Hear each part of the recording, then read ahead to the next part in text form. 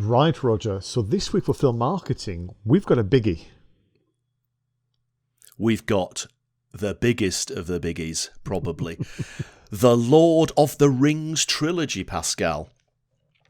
Now, last week we talked about James Bond, and I revealed that me and my wife had watched all 25 James Bond movies over lockdown. It's not going to be a surprise to you at all if I reveal that we have also watched all 3 of the Lord of the Rings films over lockdown. And just because we had the time, we actually watched the extended versions of each of the films. And I think the extended versions are almost an hour longer than the cinematic release. So each of the 3 films probably about 4 hours long. Now, there's not enough time to describe how good these films are in terms of production, special effects, acting, post-production. Absolutely impeccable. We're here to talk about the marketing. But one thing that I didn't know until I read and watched some of the extras is that Peter Jackson, the director of these films, had actually envisaged those extended versions as his ultimate goal. Now, a lot of films get made, and they have scenes that get deleted, and most of the time they get deleted because actually they don't advance the plot, or they're just padding, or it affects the pacing of the film, and the fact that they get deleted is a good thing. But Peter Jackson didn't delete these scenes because he felt that they were lacking. He intended them to be there, but obviously a 4-hour film in a cinema is probably a little bit too much for most people. So his original intention was to create those effectively definitive works and then edit down the cinematic version. But his intention was always that the DVD Blu-ray releases should be those 4-hour epics. And I just think that the foresight and the planning that went into the intention of doing that, rather than just, let's delete that and have it as an extra on a DVD as a deleted scene, he meant the film to be made in that way. It's just incredible. It's just incredible. No, you're right. The guy is such an inspiration, and of course, working with Philippa and Fran, were the 3 that led on to that. I mean, Dennis and I have a routine where every Christmas holidays we watch Lord of the Rings, the trilogy, special edition. I don't think there's another version worth watching at all. And you're right. The extras are just I don't think it's been ever met as a standard. And I think that comes to, you're right, to the foresight. So in the context of film marketing, as a reminder, Roger, these films were released Fellowship of the Ring 2001, The Two Towers 2002, and Return of the King 2003. And the reason why I bring back those dates is because the internet was a very, very different place, a virtual place, than it is today. I mean, think about it. Google only appeared in 1998. The world back then was looking at Alta Vista and Yahoo for the news, and so on and so forth. So I played a bit of a game. I kind of went back into my memory bank because I was such a fan, and still am, of Lord of the Rings. I would argue that I got close to the same kind of fandom level as Star Wars. I would collect everything. I would cut newspaper snippets because it was still important. I would listen and watch what was on TV and radio and so on. But back then, Peter Jackson, again a visionary, but also I think at heart still an independent filmmaker. And I think that has a bearing in some of what we're going to discuss in a moment. Recorded and published his own video diaries. So if you may remember vaguely, back then, 20 years ago, you could, not YouTube, because YouTube appeared 2006, so you can watch on YouTube the replays, but through platforms like Yahoo, Dailymotion, but also it's an official website, you had video diaries of the production. Now, in 2000, or 1999 when they began with the work and so on, that was just unheard of. And you could argue Peter Jackson began his own version of vlogging, which is now taken as for granted. There was emptying supplements in major newspapers and magazines. I had boxes of them. Fortunately, I had to let go of them as we downsized and moved elsewhere. But I remember, even the Financial Times, even Sunday Times had massive supplements about the Lord of the Rings, weaving in the film, the books, the history, and so on and so forth. you could go on the official website, lordoftherings.net, sadly no longer managed as it used to, but you could download videos, audio files, you had an interactive map of Middle Earth, you could download merchandise, book, and so on and so forth. So there was just a lot going on, I would say, formally within the marketing machine, but there was also things that they did with the fans, Roger. I know, and I was one of those people who used to love buying something like the Sunday Times, and I used to sit on the floor and read the paper.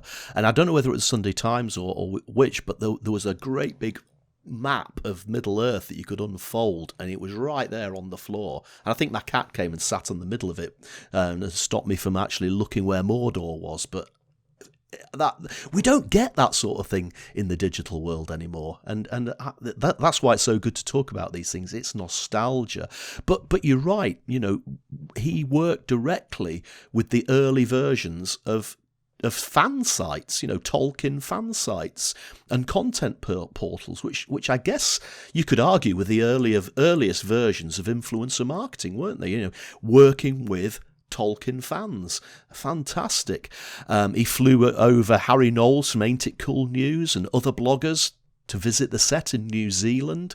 And that was a big deal in those days, flying people halfway across the world to attend the filming of a film.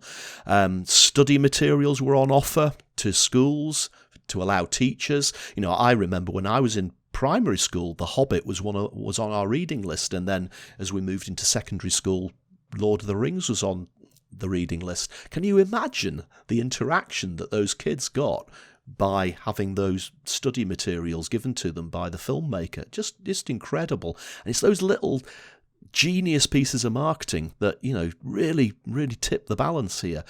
And I think you'll probably confirm this, but they were actually focusing on 3 different audiences, weren't they, Pascal? Yeah, so when you read about the history of the marketing of Lord of the Rings, which is incredible that you can do that. 20 years ago, these individuals from Peter Jackson, Fran and Philippa, but also the people behind Warner Brothers and New Line Cinema, the distributors, were kind of, again, behaving like indie filmmakers. That is to say, if we have no budget, we have to go through networks. So I love the fact that you reminded us about the Tolkien fan sites. Now, before, in 2020, what you had were forums. You may remember vaguely, there were ugly looking things, which all text-based. You had to really be keen to spend time there. They were not the beautiful kind of blogs and social media platforms you have now, but they were doing social media marketing. They were using social networks to market their business.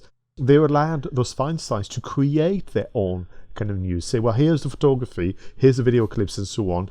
Do with it as you will, which is, again, not practiced nowadays because people are not, in spirit, independent filmmakers, which, as you know, I would argue is the kind of behavior and habits you should have as an independent content marketer. But you're right, with regard to the 3 audiences, when you look at the interviews with the marketers, people working for the production and distribution companies, the first one was understandably the very fervent fan base. Yeah. And there was 2 reasons why they're actually targeting them, not just to get the message out, but also they knew that if they didn't have that fan base on their side, bear in mind the many changes to the storyline, and some of the characters had to go, some of the characters were present longer than in the books and so on. So they had to kind of moderate the enthusiasm that can sometimes backfire. So I think to have them on their side was a good tactic in general, but also a wonderful marketing ploy. So that was the first one. But I know that there was another 2, Roger. Yeah, the second, we're looking at older moviegoers. Now, the article that we source this from classes older moviegoers as people in their 30s and above, which I'm thinking is a little bit young, really, isn't it? But older moviegoers who may have read the books, like, again, at school, and it's a great way of drawing those people back in, because you're tapping into a childhood memory, aren't you? Oh, I haven't thought of Lord of the Rings for many, many years. I'll go to the cinema to see it. Wow. And then you go and get the books back out and dust them down, give them another read. So again, it's one of the first things you do as a marketer is to segment your audience and target your messages to those segments. And here he's done 3 audiences, all of which collectively together boosted the audience to this film. So that was the second audience. Tell us about the third. Well, the third audience then was those who only experienced Lord of the Rings through the book. A book that was released obviously in the 50s, I'm going to say, but I could be wrong. I should have checked before talking to you, but I'm pretty sure that was when certainly it was crafted. And what you have is literally then, I'm going to call them the grandparents and parents who only know Lord of the Rings through the books. They've not really spent that much time through the in cinemas, but they would pass on their passion. And of course, they would extol the virtues of the storyline, the characters, and so on, and take their kind of grandchildren and children, to the cinema. Sometimes for them also a brand new experience. And I think back to what you were saying earlier, which is not only did they have control over the assets, they crafted all the assets, but they were happy to let go of control in terms of we've done the creation, now over to you, the fans, and more to do as you will with those. But then they took the trouble to segment and therefore tailor and change the tone and style. In fact, if I still have the box of all the different supplements and cuttings from back in the days, I could say to you that they all look and sounded very different because, again, I think some of the editors were able to make changes to adapt to the audience. And I think as an example, again, of joining the dots and combining tactics and strategy. I think the marketing of the Lord of the Rings trilogy is wonderful, and also I think is very helpful to go back to this idea of this 20 years ago. The internet was very, very different. Yes. And I think I wonder whether as we are approaching the 20 years anniversary will be next year for the Fellowship of the Ring, are they going to do something about it? But what will they do, and will their approach be influenced by the way in which the internet landscape is today compared to what it was 20 years ago? So are we going to have an official website again, or are they going to fall into, let's put it on Facebook, are we going to have unique video clips and audio clips we've never seen before 20 years later with prefaced by Peter Jackson, or is it going to be more absent? I think it's very interesting. It wouldn't surprise me if he didn't even plan this, and that he has actually got an even longer version that he planned all the right back from the start, but he's been holding it back for the 20th anniversary. You just never know, do you? You just never know. Pascal, I've got to ask this, and there's loads of them, but who's your favourite character in the Lord of the Rings trilogy? I've got to go for Aragorn. I think because of the story arc and the character evolution and so on. But I think, as you know, there was a different actor altogether that began shooting and then realised that it wasn't quite right. So Viggo Mortensen was invited last, and he arrived when things were already in full swing, bless him. And as you know from the extras, the very first scene he had to film was a fight against the orcs. Literally days into arriving into New Zealand. He'd not read the book. He read bits of it on the aircraft, so he didn't feel too stupid when he arrived on set. And as the story goes, stuff of legend, it was his children who said, please, Dad, you've got to be in Lord of the Rings, because he was very unsure to be in a fantasy movie. I mean, there was little for people to kind of understand about whether or not this would be a success. I mean, the early attempt back when, which was a semi kind of animation stroke film capture, which I think technology-wise was very ambitious, but I think they ran out of steam and energy and budget. So you only had, I think, the first book almost in the early version in film.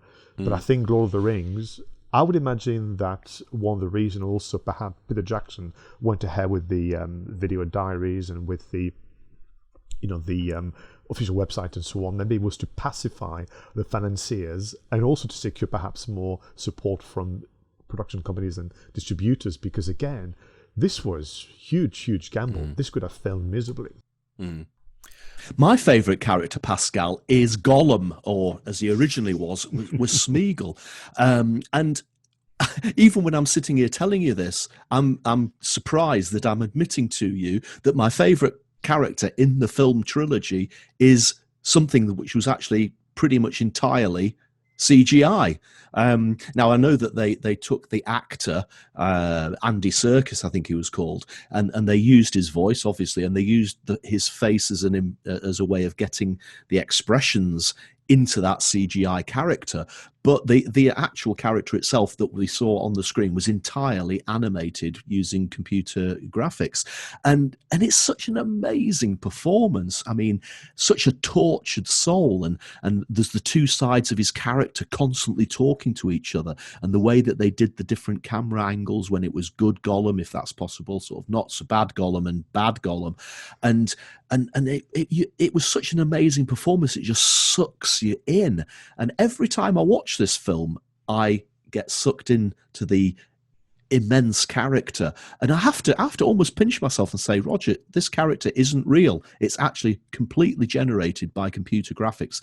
But such was the performance and such was the cleverness of the animators that it just seems to be real. And just to come back to what you said, 20 years ago, and they were doing things as amazing as that. I just it always amazes me when I see Gollum. I think it's a fantastic choice, Roger, and I think you're back to this idea of a tragic character. This is what I think has worked well.